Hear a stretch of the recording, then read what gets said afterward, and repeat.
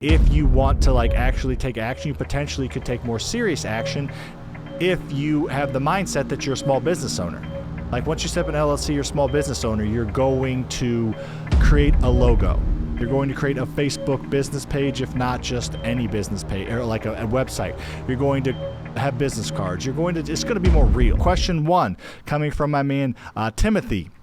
The question's up on the stream, and I'm going to read it, obviously, for the radio audience.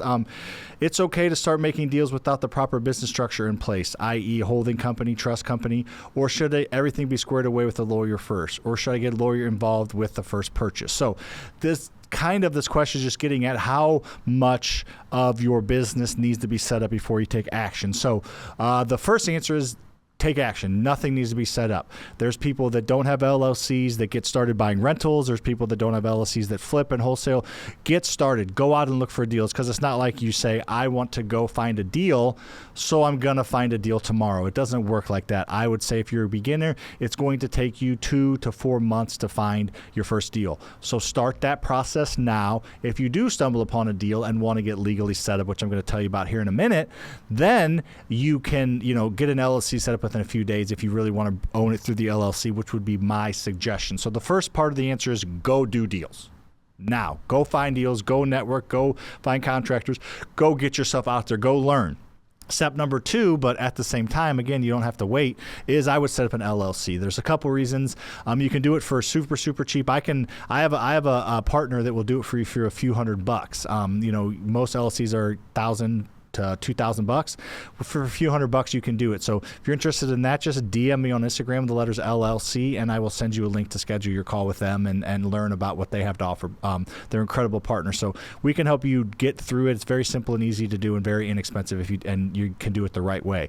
But the reason you would do that, in my opinion, is legally you're protecting your personal assets from your business assets. You have a layer of protection there. You're able to write more things off with an LLC more cleanly by having an LLC with a business credit card and a business debit card, and a business checking account.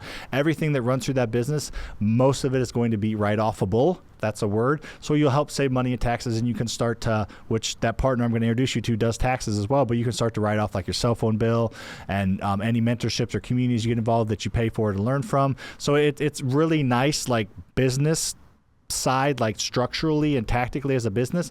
But the most important reason I think you should set up an LLC is the mindset of it. So like if you are somebody that is thinking about investing in real estate, but you are like, it's a side hustle, I'm busy, I got take kids to sports on the weekends, I'm working hard at my job, trying to get a promotion, doing this, doing that, like life gets in the way and it's just a side hustle dream.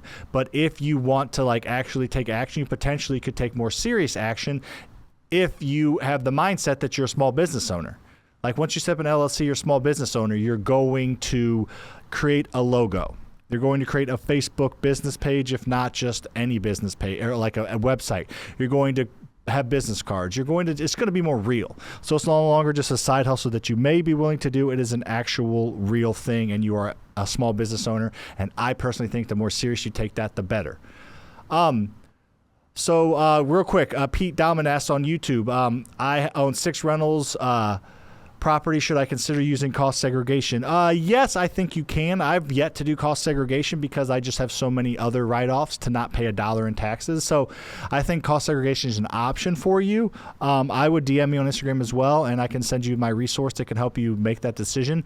But in general, I think if you want to pay no or less taxes, I would use cost seg, but you probably have a lot of other write-offs like depreciation thing that can help. So and I'd love to have you in the community to help you double those rentals. All right.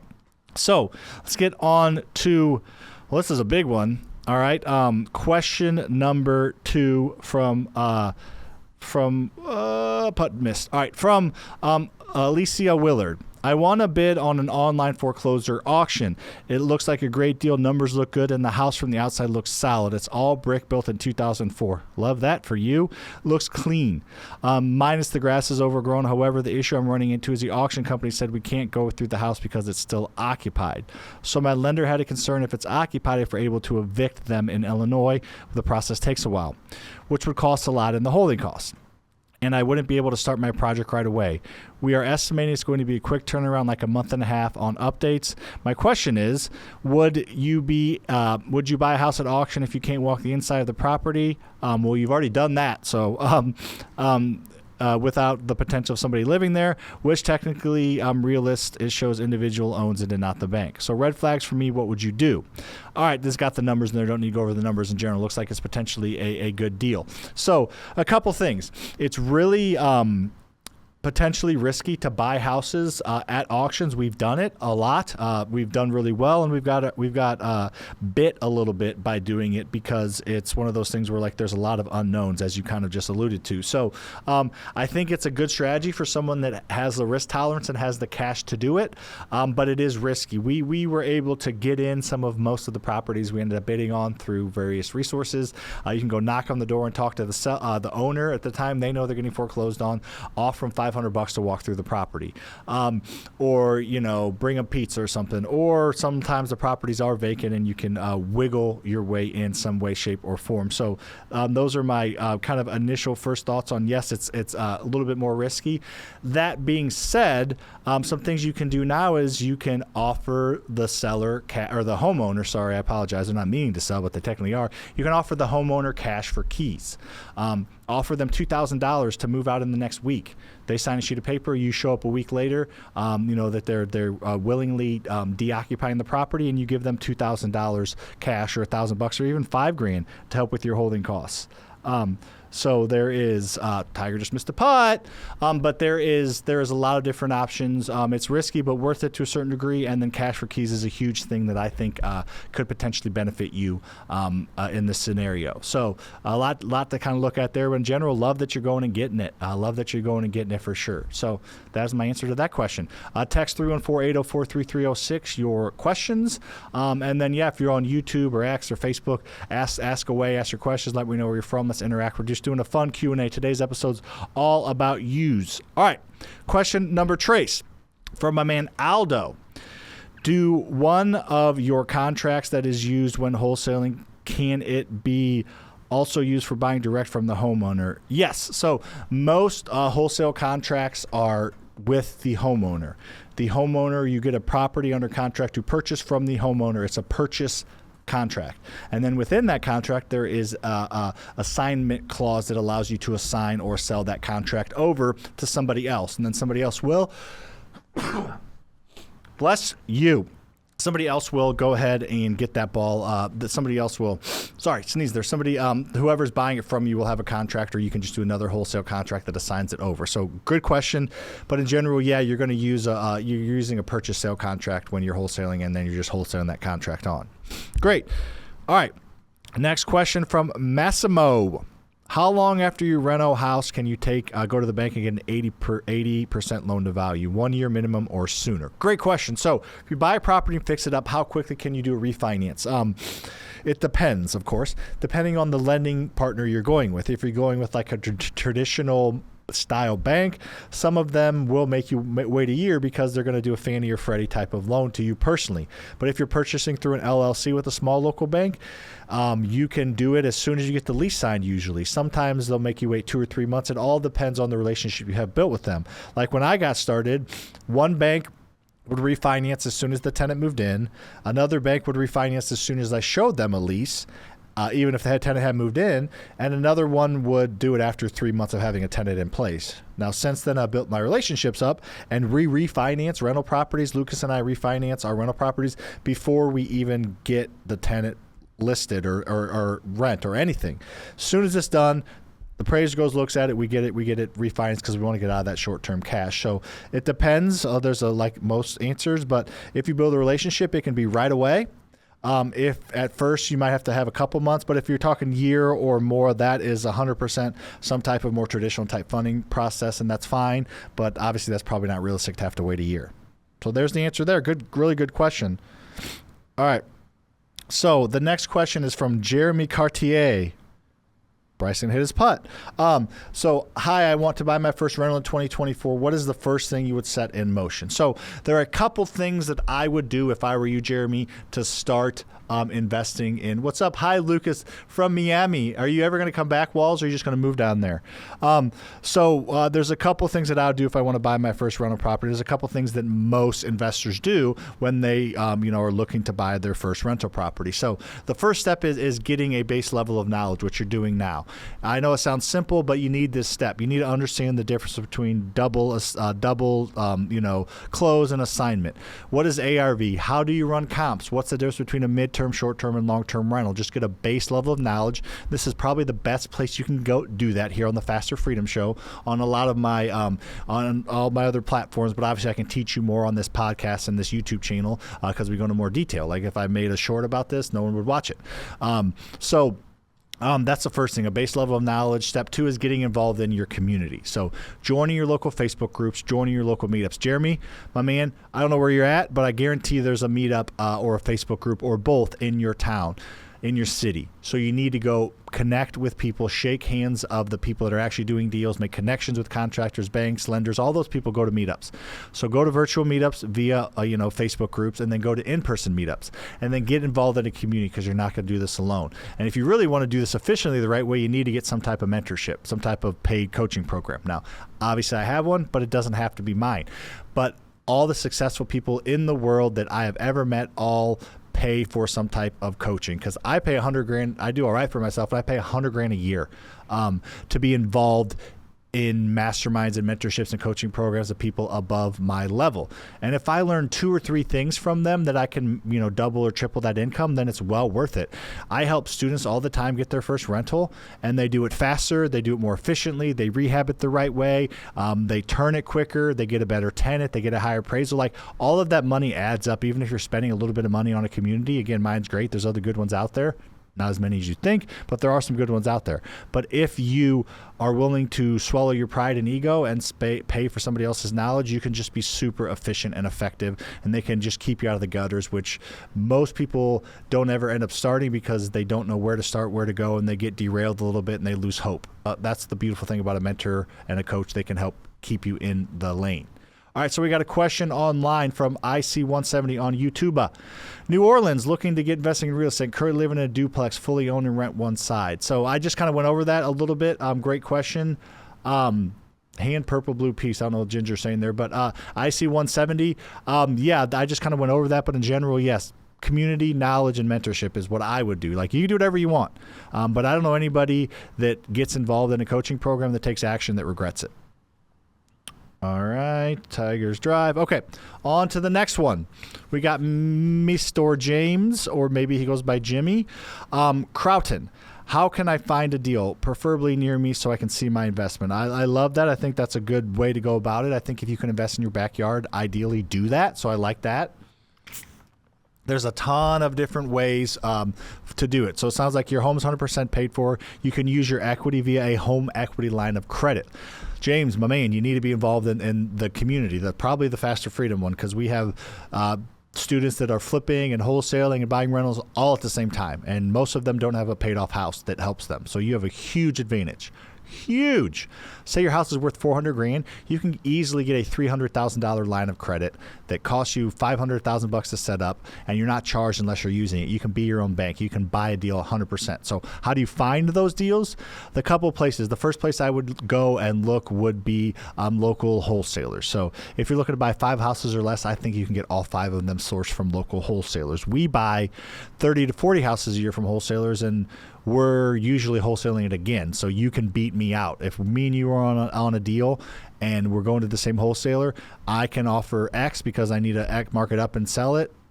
If I'm not keeping it as a rental, you can offer probably more and maybe get it because you're going to keep it. So wholesalers are the number one place. You find wholesalers at local meetups, local Facebook groups. Yes, I'm going to be broken record talking about those things. It's because they work.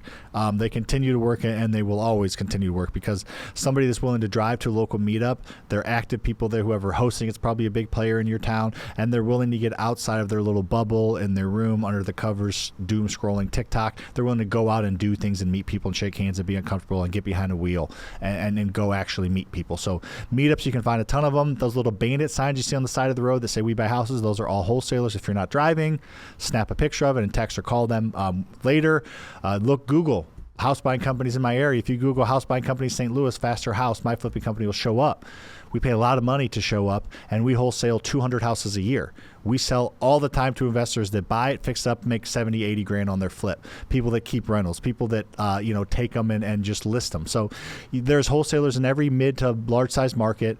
They are either just like kind of the mom and pop ones that do it on their own on the side, or the professional companies like mine that you can go to find houses from, or you can go to buy houses from. So wholesalers number one, real estate agents number two. Now real estate agents are interesting.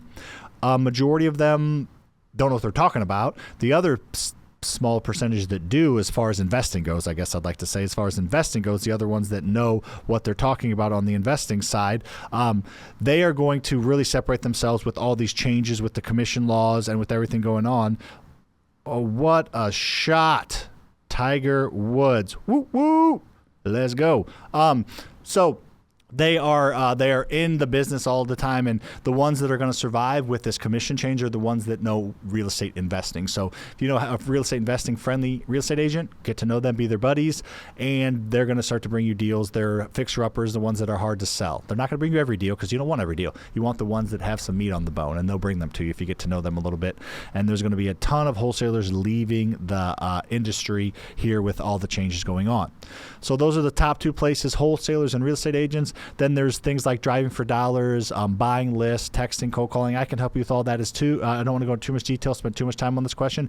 But if you're listening and want some like free trials to resources that can provide leads for you, just message me on Instagram, say looking for leads or something, and I'll send you some free resources. But there's apps and there's programs and software that can help you find deals. Of course, they cost money. What's up, Derek from New York? They cost money, of course, right? And then they take time and energy. So the wholesale is the easy button, but sometimes it takes 6 months to develop a relationship with multiple wholesalers. So do wholesalers and agents, and then if you need leads now, then paying a little bit of money for some lead providers is a good option. I actually even have somebody that you pay them money and they give you a lead directly. Hi. So that's that question. Thanks, Jimmy Croughton. My mom's calling. We're going to ignore that. Sorry, Jill. Don't you know I'm on my podcast right now, Jill? All right, what do we got? What's the next question? Mateo is what I call him. What is the most effective way to break the Airbnb market and to break into the Airbnb? That was like, how do you break a market? What is the most effective way to break into? I literally have not seen these questions till right now, if you can't tell. What is the most effective way to break into the Airbnb market, and what type of creative financing strategy would you use to purchase your first place? Great question. So I don't know that I would tell you to break into the Airbnb market right now. Depending on your area, it is very, very oversaturated. There are way more Airbnbs out there than there are people looking for Airbnbs, at least on a consistent basis. Of course, you find an Airbnb, there's going to be hot months. If you're down in Florida, it's going to be hot in the summer. There are good opportunities to, get Airbnbs in certain areas, but it's the consistency and the overall viability of them has decreased every year since since before 2020, but 2020 we had a boom of travel. Americans have never traveled more as a percentage of capita than they did in 2021 and 2022 after the COVID things were lifted. So America, that was a travel boom that we've never seen in history, and I don't know that we'll ever see again. That was part of the Airbnb tailwinds. So I don't know what I'd say Airbnb, what I'd tell you to do if you want to get creative would be, what's up, Ginger? Thank you for the agreements. What I would do, I would tell you to get in the midterm rental market. It's literally the exact opposite of the Airbnb short-term rental market. Midterm rentals, you rent out to traveling nurses, you rent out to corporate leases, you rent out to insurance claim leases. They are rented out on usually a 3 to 6 month lease, and you can charge double the rent. I have a midterm rental program if you're interested in. Just DM me on Instagram. But it is like literally a midterm rental. I have some that I have an apartment complex as well as standalone that you can rent for $1,500 right now. 2 bedroom, 1 bath, St. Louis. You rent long-term rental, $1,500. You get it every month, but like we're cash flowing $85. But if you rent that thing on a midterm basis to a traveling nurse because it's near a hospital and they get stipends to pay and they make a lot of money and they work their butts off when they travel, we're able to get $2,500 to $3,000 a month. Minimal increase in expense, maximum exposure in extra rent collected. So that exact unit I'm talking about went from $85 a month in rent to like $600 a month in rent. So midterm rentals, unlike short-term rentals, the supply, there's about 200,000 midterm rentals on Furnish Finder right now. There's about 2 million traveling nurses that need midterm rentals. Obviously, some stay with relatives, but very few. And then there is I don't know the exact number, it's not out there, but hundreds of thousands, if not millions, of corporate leases, digital nomads and things that need property. So you're going to have what is in very limited supply if you get in the midterm rental game. And what I would use to buy them would be the BRRRR strategy: buy, rehab, rent, refinance, and sell. If you don't know about it, I talk about it all the time. Make sure you're following me in whatever platform you're listening, watching, and share this episode with a friend if you wouldn't mind, because this is, I feel like, just straight like dropping bombs kind of thing, as far as in a good way. I think that's Bradley's podcast, but just dropping really, really quality knowledge bombs, let's say, to keep it PC. But make sure to share this episode with friends, and it helps me a ton. Shares are huge. Whatever platform you're watching, share it now. If you're listening on, on podcast platforms or watching this YouTube after the fact, share this with a friend. I would really, really appreciate that. What platform is that on? All of them or just YouTube?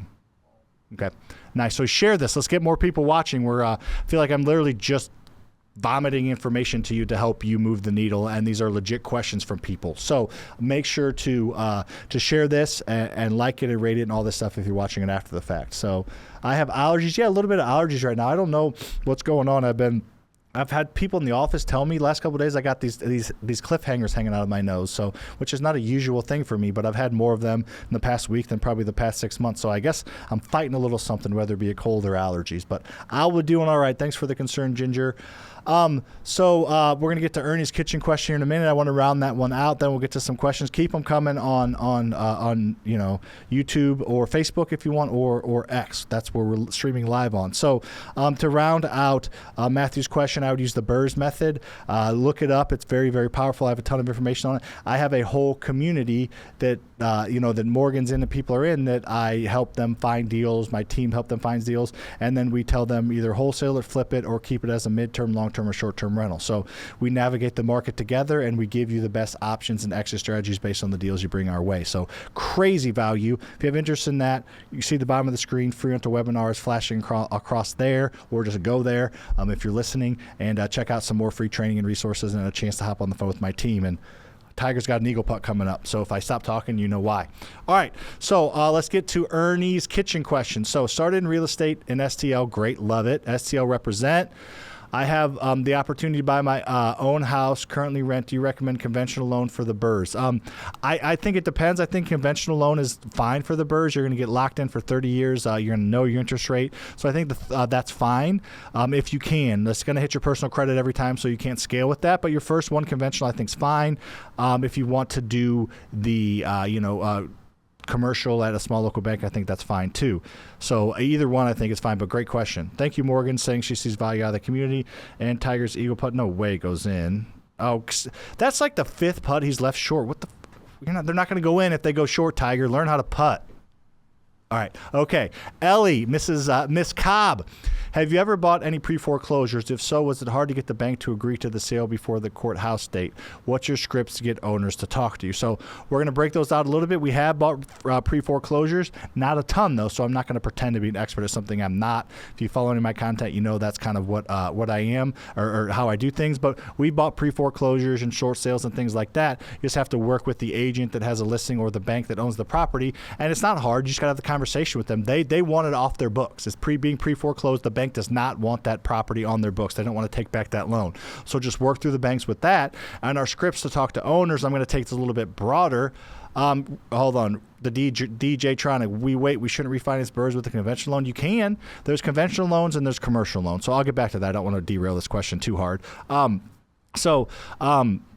If you are wanting to talk to home sellers, there's a couple things that I would say. The approach that I kind of take, and Hopefully you're liking this video, whether you're watching on YouTube or Facebook. If you feel like you get any knowledge, like this damn thing and X and share this, because I feel like I'm giving some really good advice that I feel like I'm just like I'm like converting to like student mode, where like the students that pay me good money, the things I tell them, I'm telling you. So what we do when we talk to home sellers, the big thing is when you're in a house with a distressed, gosh, Scotty Scheffler's good at golf. When you are in a house with a distressed home seller, it's a sticky situation. There's a reason you're there. 90-something% of houses sell on the traditional market to people that are moving in, traditional banks, traditional loans, all of those things. Those are fine situations. There might be some emotion going on, but if you're involved as a real estate investor, they're in a really, really hairy, sticky situation. They need your help. You're providing a great service. The house and or the seller is distressed, probably both. So how we approach sellers is we're very, very, and it works, we're very, very casual. We're very, very supportive. We don't talk crap on the house. You walk through the house, it smells like cat pee. There's smoke stains on the walls. You remove a picture, you can see, the nicotine stains. There's animals living in it. It's a hoarder house. There are people that are selling it or inheriting it. Know that. Don't like, hey, man, there's a crack in the foundation. My offers just went down. Holy crap, it's going to take several coats of paint to get this stuff out. That my offer is going to go down. Like, don't do that. And I see people do that all the time. Don't even talk about the house. They know the house is screwed up. Talk about them. What solution can you provide them? We buy a lot of houses where we're not the highest offer because we offer solutions like, hey, leave everything as it is, or hey, you can stay for 2 weeks after closing, you get all your stuff out, sign like a agreement saying you'll get out, kind of thing. So we just provide solutions prior to giving the offer, and so that's having that approach I think will help without going into too much detail. All right, so the DJ Natronic, you can use any type of loan you want with the BRRRR deals. You're only allowed 10 conventional loans in your life. So if you have a conventional loan with your personal house, you got 9 more. If you want to do a conventional residential loan on a BRRRR, you can. Your personal credit is getting hit every time. So that is a huge part about it.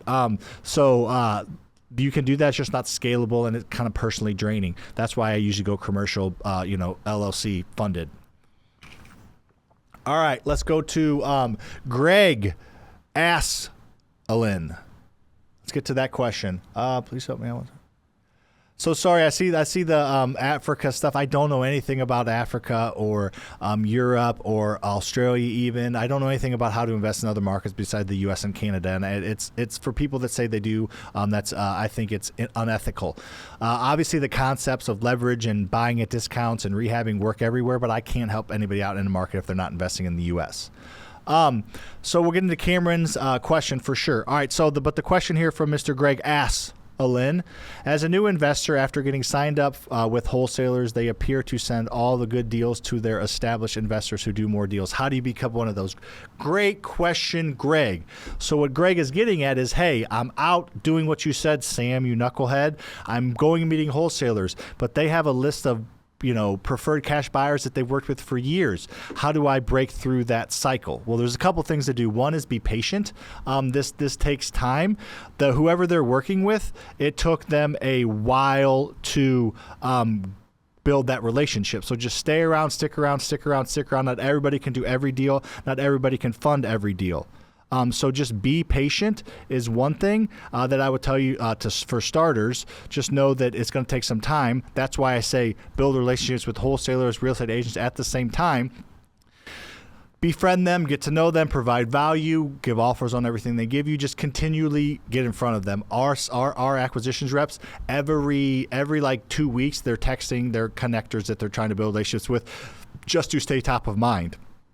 So that's a big part of it. And then the other thing is you take control of your lead sources. We talked about them earlier. Drive for Dollars, which I have an app that I give you a free trial for.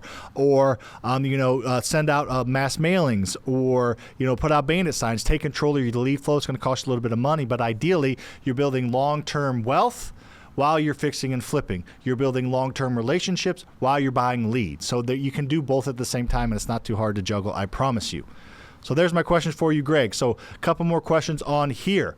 By the way, does everybody like this Q&A style? We can kind of rock this a little bit more. I feel like we're rocking and rolling. If you like this, share this episode. I don't ask for it enough. I'm going to start to do that route because we need more people to be shared. So like this, whatever platform you're on, if there's a like button, hit the damn thing. It takes you half a second and your little bitty finger. So just push that damn like button and then share this if you're feeling frisky and want to provide value to other people. Those that provide more value usually receive more in return. All right, so King's, but a thank you, not a question, but a thank you. Derek, so King's Scandal. Ooh, 18 years old. My dad doesn't want me to get into debt because he says it's too risky. Is your dad Dave? Is your dad's name Dave? Would it be better to raise money from private lenders and give them small ownership of the property? There's no wrong way. Oh, there is wrong ways. That's bad. There's wrong ways to do it, but there's no like one way to do it. So that's a great option. Give the if you're young and your dad doesn't want you to get in debt because it's scary, I get it. That is kind of the way the world works. If you want to grow and scale and retire before you're 65, it's a great option. Get a private lender involved with money, with credit, and then give them 50% ownership, 20% ownership, whatever it is. Make it work till you start to build and give you and your dad a comfortable feeling with that. Mahoma is playing some golf. Cameron asks, what is a good loan to remodel your house? So if you want to remodel your personal house, I don't know if it's getting a loan for that. HELOC is probably kind of your only option. But if you are getting a loan to like rehab a rehab house that you're going to sell, you got a home equity line of credit, you got a 401k. If you have one, you can borrow against your own 401k. You can raise money from a private lender that has an IRA. Maybe you can do if you have like a CD maturing, but just getting some extra funds for, I don't know if you're talking rehab or your house or an investment house. So cool. All right. So Derek says, Sam, after reading your book, Taking Full Advantage of FasterFreedom Wealth and Information, I'm on contract for my second property. Look at that. Somebody screenshot that and take a picture of it right now. My dude, Derek, you don't need the community, but I'm telling you, you think there's value in the book? That ain't nothing compared to actually working with my team on a daily basis, having coaching calls, one-on-one calls, everything you need. But thank you, Derek. Derek's taking action. He's taking action based on the information that I'm giving him, and he's making it happen. I love it. You're the man. All right, so a couple more questions, and then we'll roll up out of Chia. Again, if you like this, share this with a friend. Like this video. Is it annoying that I asked it? I'm asking it again, maybe. Is there a lot of free good information here? Yes. So should you shut up? Yes. All right, Jimmy Yee, what do you think about getting a bunch of businesses with credit cards 0 for 12 to 18 liquidated? And we have a program for that. We have that exact program inside of our community and other programs. So if you want to get that, I think it's beautiful. Liquidating credit cards at 0% is a beautiful thing. You get free money, basically, and you have to usually pay a fee to do that, but it's like paying a private lender once, and then you get free money after that. Having access to $20,000, $30,000, $50,000 makes you so dangerous. You can pay for a mentorship. You can pay for a community. You can learn more, by you being more dangerous as far as paying for a seminar, or you can just have access to funds for, a rehab or a down payment with a hard money lender. It just makes you super, super dangerous in a good way. Cool. And any other questions? How do you find private lenders? We're going to round it out on this one. So how do I find private lenders? So you find private lenders by knowing where to look to find private lenders, because everybody who's watching, give me a thumbs up if you know a private lender, thumbs down if you don't know a private lender, and everybody that put their thumbs down is they're not lying, but they just understand. So most people don't find private lenders or can't find private lenders or take a while to find private lenders because they don't know where to look.